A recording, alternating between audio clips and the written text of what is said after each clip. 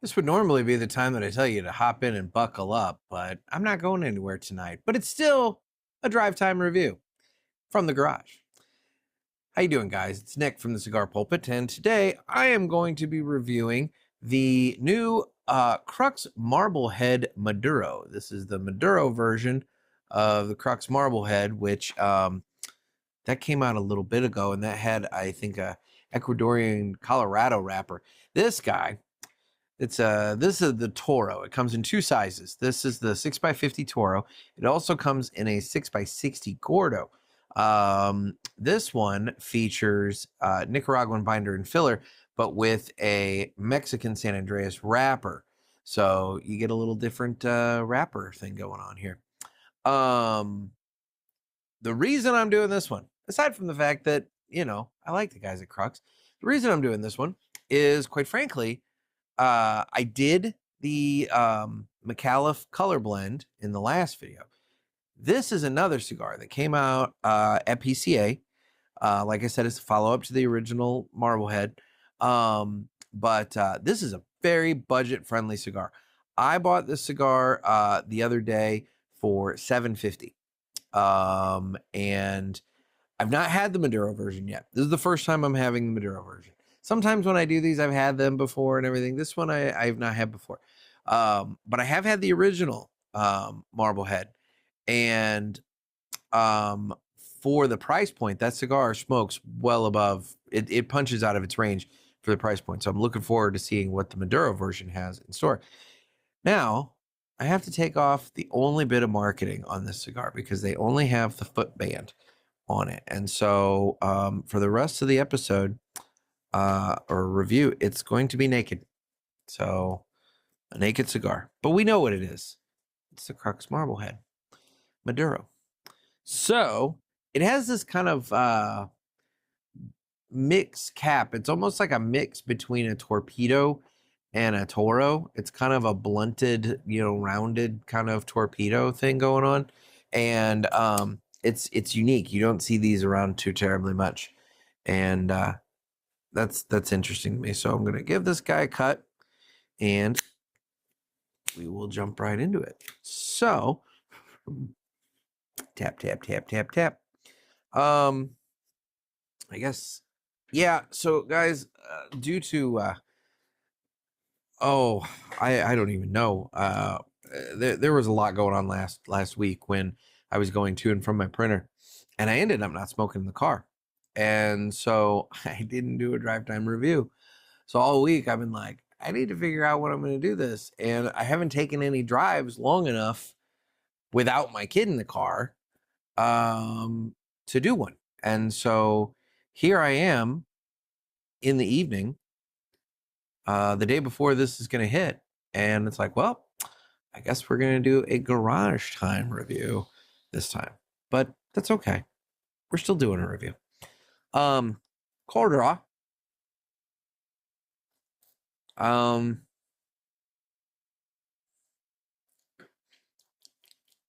You get kind of a bitter baker's chocolate component from this. Dark chocolate is not sweet, generally. Like milk chocolate, they put a lot of sugar and whatnot into, but dark chocolate, when you start getting into the like higher percentages and everything, it gets to be relatively bitter. This has that kind of dark chocolate component going on. So yeah, all right, let's fire this up.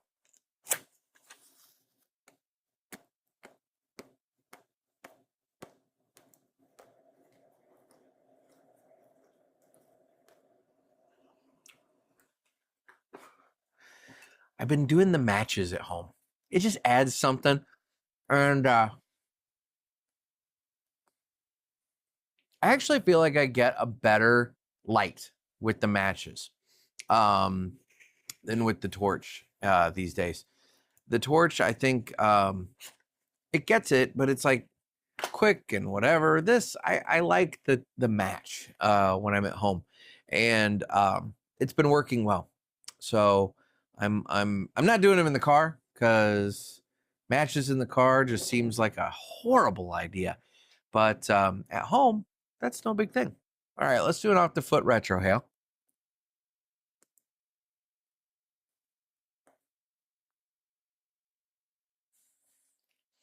Okay. So that Nicaraguan peppery spice is present in the retrohale. I've had stronger peppery spice in a cigar in a retrohale, but I've had weaker, and this is nice right in the middle. Um, and it's good. The draw on this is amazing.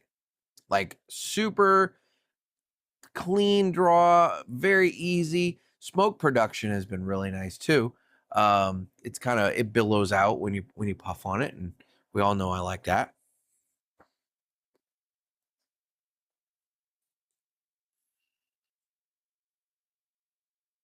Yeah, I'm digging it.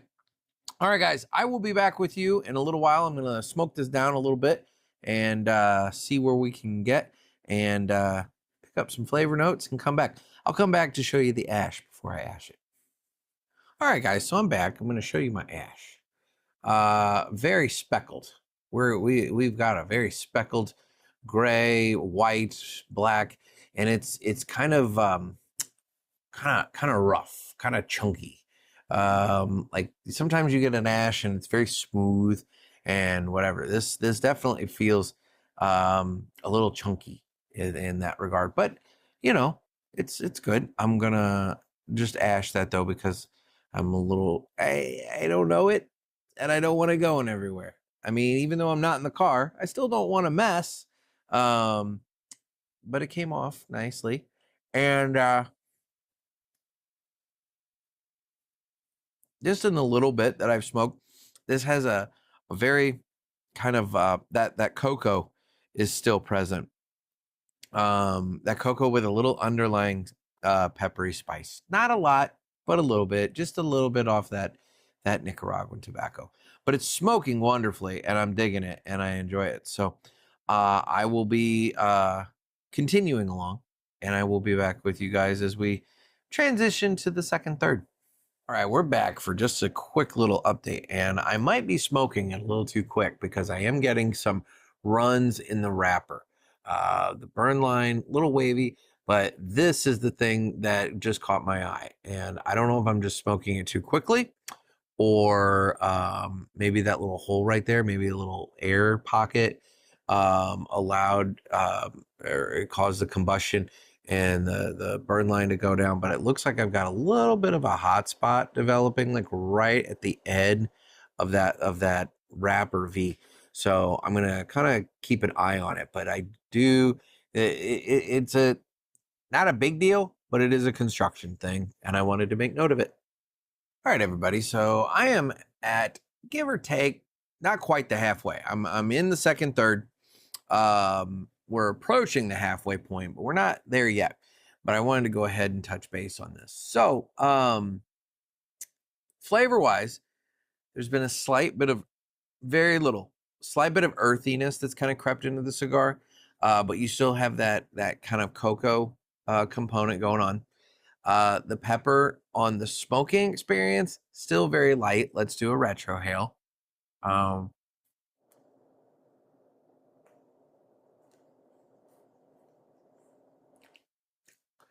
okay, so the peppery spice on the retrohale is picked up. It's there. Ooh, lingers.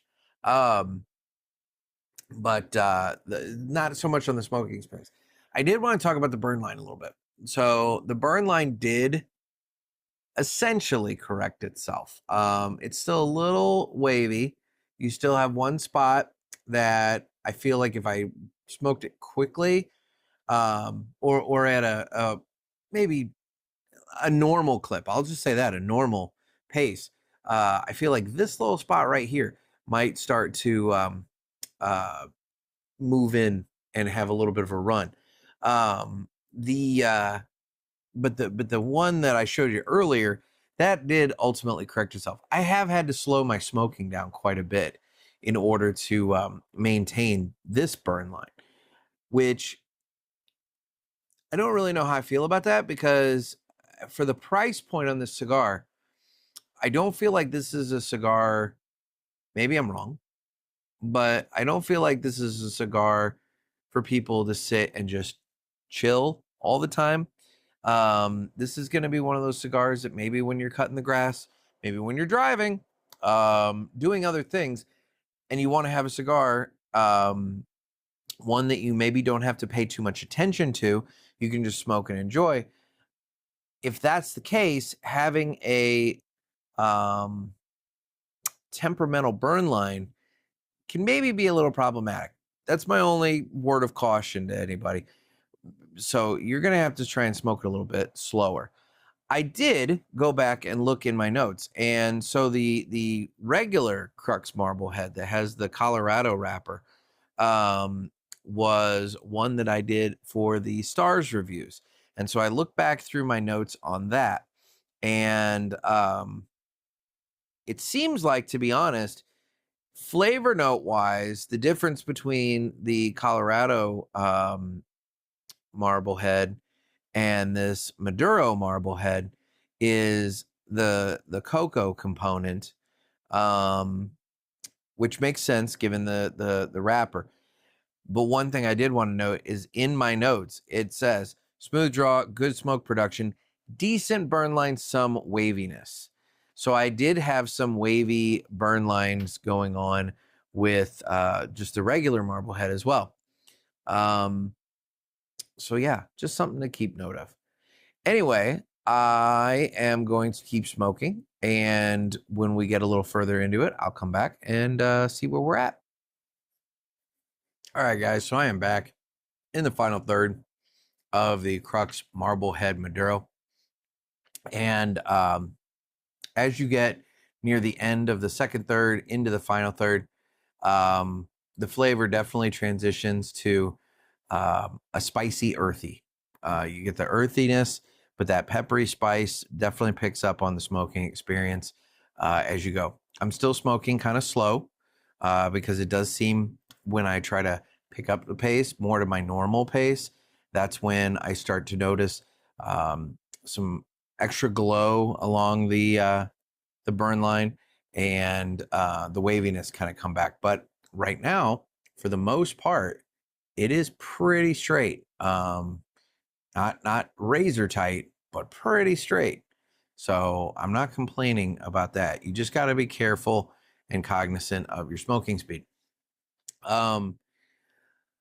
Like I said in the beginning, the reason I wanted to do the Crux Marblehead Maduro is it is a very budget-friendly cigar.